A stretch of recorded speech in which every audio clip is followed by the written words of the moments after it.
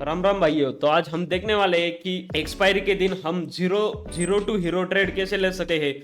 कम पैसे या कम क्वांटिटी में ज्यादा रिस्क लेके ज्यादा रिवॉर्ड कैसे ले सकते हैं। जैसे कि अगर आपने कोई ट्रेड लिया जिसकी क्वांटिटी 1000 है, मतलब 1000 रुपए का आपने ट्रेड लिया, तो वो 1000 रुपए का ट्रेड जीरो भी हो सकता है। लेकिन अगर आप उतना रिस्क लेते हो तो वो 1000 रुपए आपको 1000 के 10,000 भी हो सकते हैं। तो ये ट्रेड कैसे लेते हैं, क्या लेते हैं, आपको क्या चीजें ध्यान में रखनी है, कौन सी स्ट्रेटेजी आप यूज कर सकते हैं, आपको क्या क्या ध्यान में रखना है, तो हम इस वीडियो में देखने वाले हैं। तो बढ़ते वीडियो की तरफ। तो जीरो टू हीरो ट्रेड है तो वो एक्सपायरी के दिन होता है। एक्सपायरी के दिन हम जैसे कि देखते हैं मार्केट बहुत वॉलेटाइल रहता है, बहुत मतलब मूव्स अच्छे अच्छे देता है, क्योंकि मार्केट में वॉल्यूम अच्छे होते हैं। मार्केट एक तो अप ट्रेंड में होता है या डाउन ट्रेंड में, क्योंकि मार्केट मूव अच्छी तरीके से करता है, मार्केट में पावर होती है। क्यों मार्केट में पावर होती है? क्योंकि एक्सपायरी के दिन प्रीमियम्स जो है वो जनरली एक फिक्स्ड होते हैं। तो इसकी वजह से अगर हम ओटीएम ऑप्शंस पे ट्रेड करते हैं, एक ओटीएम ऑप्शंस जो है वो सस्ते होते हैं क्योंकि वो दूर के ऑप्शंस होते हैं। तो वो ऑप्शंस पे अगर हम ट्रेड करें, हमारी जो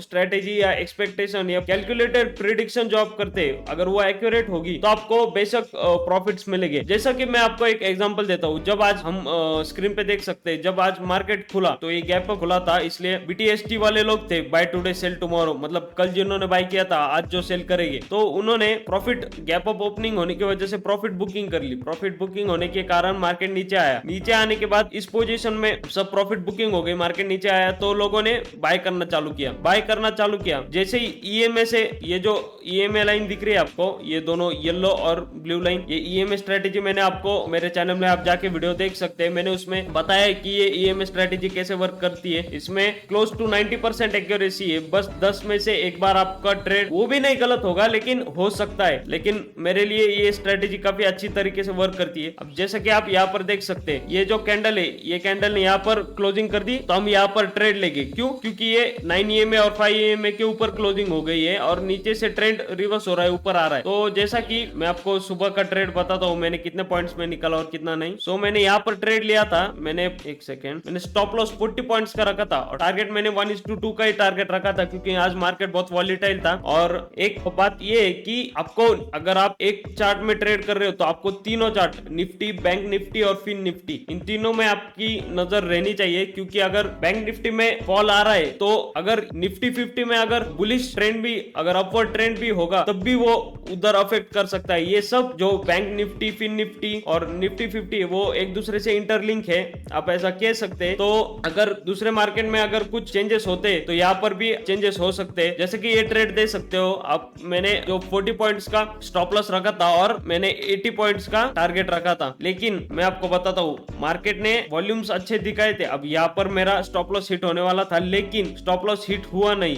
क्यों? क्योंकि स्टॉप लॉस मैंने एक 40 पॉइंट्स का रखा था, मैं कम भी रख सकता था, लेकिन मैंने स्टॉप लॉस ये जो प्रीवियस कैंडल है उसका जो ओपनिंग है वहां पर रखा था। अगर आपका स्टॉप लॉस हिट भी हो जाता है तो आपको मार्केट को पैसा देना है। आपको स्टॉप लॉस नहीं रखोगे तो आपका बहुत लॉस होगा। तो मैंने 1:2 पे ट्रेड किया था, लेकिन मार्केट ने जब यहाँ से अप मूव दिया तब मैंने ये देखा कि ये कितने बजे था, 10:40 को, 10:35 को ये जो कैंडल है ये फिर से ऊपर हो गई। लेकिन तब मैंने देखा कि निफ्टी में, एक सेकेंड, 10:35 को ये जो कैंडल बनी, इसकी इस स्ट्रेटेजी का सिग्निफिकेंस ये है कि इसने एक अप ट्रेंड की शुरुआत की थी। तो मैंने यहाँ से एक लाइन खींची और मैंने ऐसा अज्यूम किया था कि अगर ये ट्रेंड लाइन ब्रेक होती है तो मैं इस ट्रेड से निकल जाऊंगा। तो इस ट्रेड को पकड़ते हुए मैंने क्या किया, मैंने यहाँ पर पोजीशन अपनी रहने दी। तो जैसे ही ये कैंडल ऊपर बनी, मैंने अपना stop loss cost to cost लाके खड़ा कर दिया। कॉस्ट टू कॉस्ट लाने के बाद मैंने अपना जीरो हीरो ट्रेड है वो 120 पॉइंट्स का रखा और मेरा टारगेट हिट हो गया। कितने मिनट में? 1 2 3 4 5 6 7 8 9 40 मिनट में मेरा टारगेट हिट हो गया। यहाँ पर मैंने पहला ट्रेड लिया था जो कि था बैंक निफ्टी में। उसके बाद मैं निफ्टी में एक ट्रेड लिया, जहां पर आप ये देख सकते हो उसके इंस्टेंट बाद। अब इस ट्रेड का मैंने ये ट्रेड क्यों लिया, ये देखो, ये यहाँ से जो फिर से, अब यहाँ पर मैंने यहाँ से आप देख सकते हो कि कैंडल्स ऊपर यहाँ पे ट्रेंड लाइन ब्रेक की थी, जो मैंने आपको अभी ट्रेंड लाइन दिखाई वहां पर ब्रेक की थी। तो इसलिए मैंने ये वाला जो ट्रेड है वहां पर एग्जिट कर दिया। लेकिन यहाँ पर ये रीटेस्ट कर रहा था, रीटेस्ट करने के बाद वापस 9 ईएमए और 15 ईएमए के ऊपर कैंडल जो है वो क्लोज हो गई। क्लोज होने के बाद मैंने यहाँ पर एक ट्रेड लिया, यहाँ पर ट्रेड लिया और स्टॉप लॉस प्रीवियस कैंडल को रखा। तो 13 पॉइंट्स का स्टॉप लॉस था, लेकिन मार्केट 13 पॉइंट्स का स्टॉप लॉस और 30 पॉइंट्स का मैंने टारगेट रखा था। मैंने ये क्लोज टू 1:3 के रेशो में टारगेट रखा था। लेकिन जब मार्केट ने बिग बार स्कैल्पिंग के हिसाब हिसाब से अगर जब बार्स बनाना चालू किए तो मैंने स्टॉप लॉस को अपने कॉस्ट टू कॉस्ट लेके आ गया और इसको ट्रेल करता गया मैं, जब तक रेड कैंडल नहीं बनी। जैसे ये अगली वाली जो रेड कैंडल बनी, मेरा 37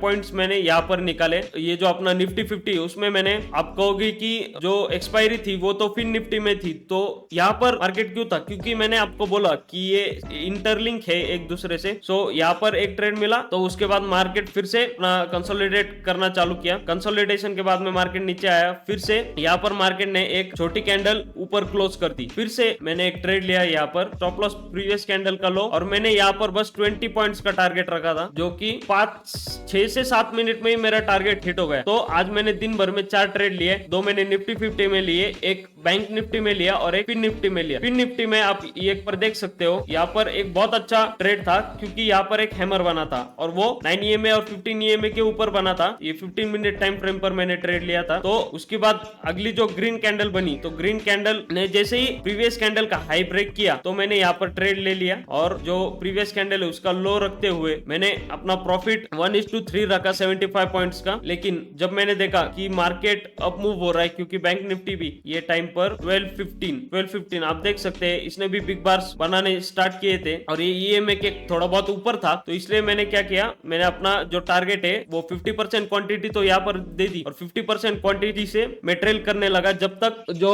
रेड कैंडल है वो EMA का टच ना हो। तो ऐसा करते हुए 50% क्वांटिटी मैंने जो की है वो अपने 37 पॉइंट्स पर बेच दी। उसके बाद मैं ट्रेल करता गया और फिर से कॉस्ट पे यहाँ पर आप देख सकते हैं, ये जो रेड कैंडल है वहीं पर 37 पॉइंट्स पर आके टच हुई। तो लेकिन मैं अज्यूम कर रहा था कि मार्केट काफी ऊपर जाएगा, तो मैंने प्लान किया था कि ये बिग बार स्कैल्पिंग जो ये आप सेकंड वाला ट्रेड देख रहे हो, ये भी एक काफी अच्छा ट्रेड बना था। मैं आपको ये ट्रेड एक्सप्लेन करता हूँ। ये स्मॉल, एक सेकंड, ये ट्रेड मैंने आपको बता दिया। अब यहाँ पर मार्केट ने जैसे ऑल टाइम हाई लगाया था, ऑल टाइम हाई लगाने के बाद मार्केट ने एक बड़ी जो है वो रेड कैंडल बना दी। रेड कैंडल बनाने के बाद यहाँ पर एक ट्रेड बन रहा था। मैंने अज्यूम किया था कि मार्केट यहाँ से टूटेगा, लेकिन मैंने ये ट्रेड लिया नहीं। लेकिन यहाँ पर मैंने, आप कह सकते हैं, पेपर ट्रेडिंग की। तो यहाँ पर बिग बार बना था, इसलिए मैंने यहाँ पर ट्रेड लेने का मेरा प्लान तो था। स्टॉप लॉस यहाँ पे 55 पॉइंट्स का था, 1:2 के रेशियो में 100 पॉइंट सिंगल बार में हमें मिल गए। सो ये एक ट्रेड था। सो आप देख सकते हो मार्केट में कैसी वॉलिटिलिटी थी। आज मूव्स कितने अच्छे थे। मार्केट पहले डाउन ट्रेंड में था, फिर अप ट्रेंड में था, फिर से डाउन ट्रेंड में। तो आज काफी लोगों के पैसे बने, काफी के लॉसेस भी हुए। तो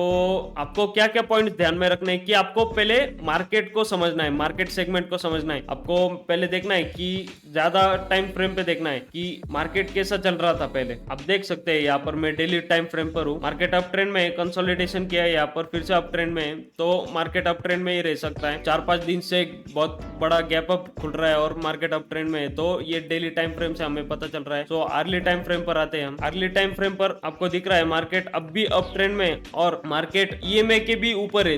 तो यहाँ पर देखिए, यहाँ पर एक कंफर्मेशन है कि मार्केट अप ट्रेंड में रह सकता है, क्योंकि EMA 9 EMA और 15 EMA के दोनों के ऊपर है मार्केट, तो इसलिए मार्केट अप ट्रेंड में ही रह सकता है। तो अगर हम मिनट के टाइम फ्रेम पर देखें तो मार्केट आज गैप अप ओपन हुआ था, लेकिन उसके बाद प्रॉफिट बुकिंग की वजह से नीचे आया, लेकिन EMA के ऊपर ही था। तो इससे हमें ये पता चलता है, और ये बिग बार जैसे ही बनी तो हमें समझ में आ गया मार्केट ने अप ट्रेंड चालू कर दिया है। सो ऐसे आपको मार्केट के सेंटिमेंट्स क्या है, मार्केट में क्या चल रहा है वो अंडरस्टैंड करना है, मार्केट को देखना है, मार्केट क्या बिहेव कर रहा है, क्या नहीं, कैसे बिहेव कर रहा है, कैसे नहीं। उसके बाद आपको important support levels and resistance level को मार्क करना है। जैसे कि अब मार्केट नीचे आ सकता था, यहाँ पर देखिए ये जो रेजिस्टेंस लेवल है, ये जो ऑल टाइम हाई था, जो आज का मार्केट जो नीचे आया ऑल टाइम हाई से, ऑल टाइम हाई से जो नीचे आया वहां पर यहाँ तक मार्केट आ सकता था। यहाँ तक आया क्यों?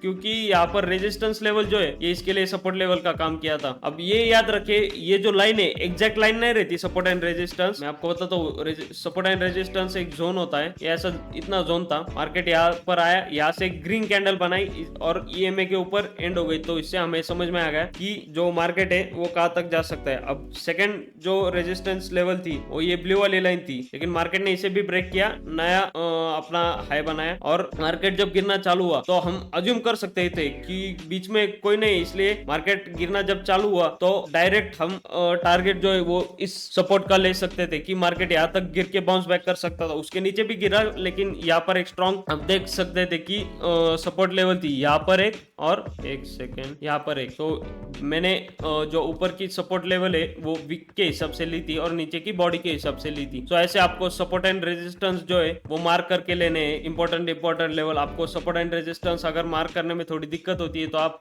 सपोर्ट एंड रेजिस्टेंस का इंडिकेटर भी यूज कर सकते हैं, जिसमें आपको पिवेट पॉइंट जो पिवेट रहता है support and resistance R1 R2 R3 तो वो ऑटोमेटिकली दिखा देता है। लेकिन मैं आप खुद से कीजिए, आपको चार्ट पढ़ना आना चाहिए, उसके हिसाब से आप खुद से ही ये जो चार्ट का सपोर्ट एंड रेजिस्टेंस है खुद से मार्क कीजिए। आपको जो ऑप्शन चेन डेटा है, ऑप्शन चेन डेटा पे मैं जल्दी वीडियो बनाने वाला हूँ कि वो कैसे पढ़ते हैं। वो एक ब्रह्मास्त्र कह सकते हैं हम एक्सपायरी के दिन, क्योंकि जितने कितने कॉल्स और कितने पुट्स बाय हो रहे हैं हमें वो ऑप्शन चेन डेटा से पता चलता है। तो उस पर वीडियो आने वाली डिटेल वीडियो, तो हम वो वहां पर कवर करेंगे। इसके लिए आपको चैनल सब्सक्राइब करके रखना पड़ेगा। तो उसके बाद हम देखते हैं आपकी जो स्ट्रेटेजी, आपकी जो आपने स्ट्रेटेजी बनाई है 1 2 3 4 स्ट्रेटेजी, जो भी आपकी स्ट्रेटेजी होगी, हैमर कैंडल स्टिक पैटर्न कह सकते हैं। मैंने जो अपने चैनल पे बताया ये देखिए, यहाँ पर एक तो ईएमए के ऊपर हैमर फॉर्म हुआ, यहाँ पर एक सेकेंड मैं इसे हटा देता हूँ। ईएमए के ऊपर हैमर कैंडल स्टिक फॉर्म हुआ, दूसरी कैंडल यहाँ पर क्लोज हुई, देख सकते हैं आप बड़ा मूव आया। तो ये एक स्ट्रेटेजी है, ईएमए वाली एक स्ट्रेटेजी है। मार्केट कैसे मार्केट से आपको ईएमए के ऊपर अगर कैंडल है या ईएमए के नीचे अगर कैंडल है तो आप कैसे कॉल्स और पुट्स बाय कर सकते हैं, ऐसे स्ट्रेटेजी आपको बनानी है। आपको उस स्ट्रेटेजी पे बैक टेस्टिंग करनी है, प्रैक्टिस करनी है। छोटे और एक्सपायरी के दिन अपना कैपिटल थोड़ा कम यूज कीजिए, क्योंकि लॉसेस भी होते हैं तो काफी ज्यादा होते हैं। आप स्टॉप लॉस मनी मैनेजमेंट अच्छा कीजिए, लॉस मैनेजमेंट अच्छा कीजिए। मतलब आपको अगर आप लॉस अगर 15 पॉइंट्स का ले रहे हो तो कम से कम टारगेट 30 to 35 पॉइंट्स का टारगेट लो, तो ये मैं कहूंगा। उसके बाद आपको मार्केट में ये देखना मार्केट की न्यूज क्या चालू है, मार्केट में क्या चालू है। अगर निफ्टी 50 में देखे तो अगर सडनली कंपनीज का फॉल आना, रिलायंस अगर फॉल करता है, अदानी पोर्ट फॉल करता है, या बड़े बड़े फॉल कंपनी जो है फैक्ट्रीज है वो फॉल करती है, या फिर बैंक्स में अगर HDFC ICICI या एक्सिस बैंक SBI बैंक अगर वो फॉल करता है तो आपको पहले ऑप्शन चेन यहाँ पर अगर आप देखिए, अब मैंने बैंक निफ्टी और जो निफ्टी 50 है उसके यहाँ पर जो स्ट्राइक प्राइस है वो लगा के रखे मार्केट प्राइस। तो अगर आप यहाँ पर अपने सब बैंक्स जो इंपॉर्टेंट बैंक्स है बड़े, जो जिनका मार्केट कैपिटल ज्यादा परसेंट से होल्ड करके आप यहाँ पर रखे तो आपको पता चल जाएगा। अगर यहाँ पर कुछ चेंजेस होते तो मार्केट में आपको कुछ देर बाद चेंजेस देखने को मिलेंगे। अगर मार्केट उनका प्राइस अगर गिर रहा है, उनपे अगर उनका ट्रेंड चेंज हो गया है बैंक्स का, तो बैंक निफ्टी में फॉल आना चालू हो जाएगा। आपको ये पहले से ही पता चलेगा, तो आपको वहां पर भी ध्यान रखना है। उसके बाद आपको पहले क्या करना है कि पेपर ट्रेडिंग से आप अच्छी तरीके से प्रैक्टिस कीजिए। ट्रेड्स में बहुत जल्दी मत घुसिए कि ट्रेड्स में बहुत लॉसेस हो गया आपको स्टार्टिंग में। सो प्रैक्टिस, अपनी एक स्ट्रेटेजी अच्छे से बनाइए, उस पर प्रैक्टिस कीजिए, पेपर ट्रेडिंग कीजिए, उसको एक परफेक्ट आपके प्रिंसिपल सेट कीजिए कि मैंने अगर स्टॉप लॉस इतना लगाया है तो प्रॉफिट में इतना निकल के ही जाऊंगा। और स्टॉप लॉस अगर हिट होते हैं तो आप ओवर ट्रेडिंग मत कीजिए। दिन में अगर 2 स्टॉप लॉस हिट होते हैं तो उसके बाद ट्रेडिंग मत कीजिए, उसके बाद आप पेपर ट्रेडिंग प्रेफर कर सकते हैं। लेकिन मैं प्रेफर करूंगा कि मार्केट से निकल जाइए, क्योंकि आपका माइंडसेट जो है वो लूजिंग माइंडसेट हो गया है। इसलिए जो साइकोलॉजी वो आपकी बिगड़ चुकी होगी क्योंकि लॉसेस की वजह से। तो आप नेक्स्ट डे ट्राई कीजिए, और अगर आपको प्रॉफिट होता है, अगर आप अभी मार्केट में आए तो अगर आपका एक बार टारगेट हिट होता है तो मार्केट से निकल जाइए। तो अगले दिन ट्राई कीजिए, क्योंकि वीक में एक तो 4 दिन एक्सपायरी होती है, फिर निफ्टी, बैंक निफ्टी, निफ्टी 50 ऐसे एक्सपायरीज 4 दिन की होती है अलग अलग इंडेक्स की। तो आपको बहुत चांसेस मिलेंगे। आपको धीरे धीरे ट्रेड करना है, आपको आपके कैपिटल को बचाना है, लॉसेस को मिनिमाइज करना है और प्रॉफिट्स को मैक्सिमाइज करना है, तो उसके ऊपर ध्यान देना है। सो ये थी जीरो से हीरो ट्रेड वाली स्ट्रेटेजी। सो आपको जीरो हीरो ट्रेड में क्या करना है कि आपको OTMs बाय करने हैं। अगर आपको लग रहा है, यहाँ पर देखिए, यहाँ पर अगर ये जो हैमर फॉर्म हुआ, हैमर फॉर्म होने का दूसरी कैंडल, अगर यहाँ पर मैंने ट्रेड लिया तो ट्रेड प्राइस यहाँ पर 20,413 है, तो मैं स्ट्राइक प्राइस यहाँ पर नहीं लूंगा। तो मैं क्या करूंगा कि यहाँ पर मैं दो ट्रेड लूंगा, एक 20,450 जो कि यहाँ की पहली स्ट्राइक प्राइस, और 20,500 डायरेक्ट यहाँ की। सो ऐसे मैं 2 लूंगा, क्योंकि जो OTMs होते हैं एक तो प्राइस उसके पास मार्केट ने अगर यहाँ से रिवर्स कर लिया तो आपको वो ट्रेड जीरो हो जाएगा आपका ट्रेड। तो आपको एक पास की स्ट्राइक प्राइस लेनी है और एक थोड़ी दूर की स्ट्राइक प्राइस लेनी है। तो दूर की क्यों लेनी है? क्योंकि वो जनरली सस्ते होते हैं। यहाँ के अगर आप स्ट्राइक प्राइस देखें, यहाँ पर अगर आपको 70 रुपए की कॉस्ट मिल रही है, तो अगर आप 500 जो 400 की स्ट्राइक प्राइस अगर आपको 70 रुपीज की मिल रही है, तो 500 की स्ट्राइक प्राइस आपको 10-15 रुपए की मिल जाएगी। सो आप उतना रिस्क ले सकते हो, छोटे कैपिटल से ट्रेड करो, थोड़ा ये स्ट्रेटेजी बनाओ आपकी खुद की। सो उम्मीद करता हूँ आपको मेरी थोड़ी बहुत ये स्ट्रेटेजी समझ में आ गई होगी, आपको जो एक्सपायरी के दिन है कैसे ट्रेड करना है कैसे नहीं। सो आपकी एक स्ट्रैटेजी बिल्ड कीजिए अच्छी तरीके से। स्ट्रैटेजी बिल्ड करने के बाद उसके ऊपर बैक टेस्टिंग कीजिए, पेपर ट्रेडिंग कीजिए, कम कैपिटल के साथ आप ट्रेड कीजिए उसके बाद आप धीरे धीरे अच्छे प्रॉफिट्स करने लगोगे। आपको bus stop loss money management पे ध्यान देना है, लॉस मैनेजमेंट पे ध्यान देना है कि लॉसेस ज्यादा से ज्यादा ना हो। अगर लॉसेस होते भी है तो लॉस मिनिमम हो और प्रॉफिट मैक्सिमम हो। जैसे कि ये ट्रेड में देख सकते हैं कि मैंने जब ट्रेड लिया था, मैंने आपको अभी एक्सप्लेन किया, स्टॉप लॉस यहाँ पर 9 पॉइंट्स का है और टारगेट यहाँ पर मैंने कितना लिया था 1:2 लिया था, मतलब 18 पॉइंट्स के यहाँ तक लिया था, लेकिन मैंने उसको ट्रेल करके 30 पॉइंट्स तक लेके गया था मैं, 30 पॉइंट। तो 9 पॉइंट्स पे 30 पॉइंट्स, इसका मतलब 1:3.5 के रेशो में मैंने यहाँ पर ट्रेड किया था। क्योंकि मेरे को यहाँ पर बिग बार दिखे थे, मतलब मार्केट में वॉल्यूम था, मार्केट और भी ऊपर जा सकता। जब तक बार छोटे नहीं होते मैं तब तक ट्रेड छोड़ता नहीं हूँ। तो आपको ये ध्यान में रखना है कि मार्केट का वॉल्यूम भी चेक करना है। अगर यहाँ पर लॉस हो भी जाता तो इसके 3.5 गुना मेरे को प्रॉफिट हुआ। तो ऐसे 2 ट्रेड भी अगर मैं लॉस में जाता हूँ, फिर से इसके बाद के 2 ट्रेड अगर लॉस में भी जाता हूँ, उसके बाद भी मैं प्रॉफिट में ही रहूंगा। आपको इस चीज पे ध्यान देना है कि लॉसेस आपको बहुत छोटे रखने और प्रॉफिट्स आपको बहुत बड़े रखने। बहुत बड़े मतलब ऐसे मत कर देना कि बहुत ही बड़े रखे, फिर स्ट्राइक प्राइस वहां पर नहीं जा रहा, ट्रेंड चेंज होके स्टॉप लॉस हिट हो रहा है, ऐसा भी नहीं करना। आपको पहले स्टार्टिंग में थोड़े थोड़े प्रॉफिट्स हो गए, आप प्रॉफिट्स लो, क्विट करो, डे एंड करो। उसके बाद धीरे धीरे आप जैसे कि चार्ट को पढ़ना सीख जाओगे, स्ट्रेटेजीज आपको पता चलेगा कि मार्केट कहाँ तक जा सकता है, सपोर्ट लेवल, रेजिस्टेंस लेवल कहाँ तक है, मार्केट कहाँ तक जा सकता है। उसके बाद आप ट्राई कर सकते हो कि जो टारगेट्स है वो बड़े बड़े अचीव करना। सो ऐसे लेते हैं जीरो हीरो ट्रेड। मैंने आपको बताया कि ईएमए स्ट्रेटेजी है मेरी, तो ईएमए स्ट्रेटेजी से आप जीरो हीरो ट्रेड कैसे ले सकते हैं। सो इस तरीके से आप ट्रेड कीजिए। उम्मीद करता हूँ आपको बहुत सारी इन्फॉर्मेशन मिली होगी इस वीडियो से। मिलता हूँ मैं आपको अगली वीडियो में। Till then take care, good bye.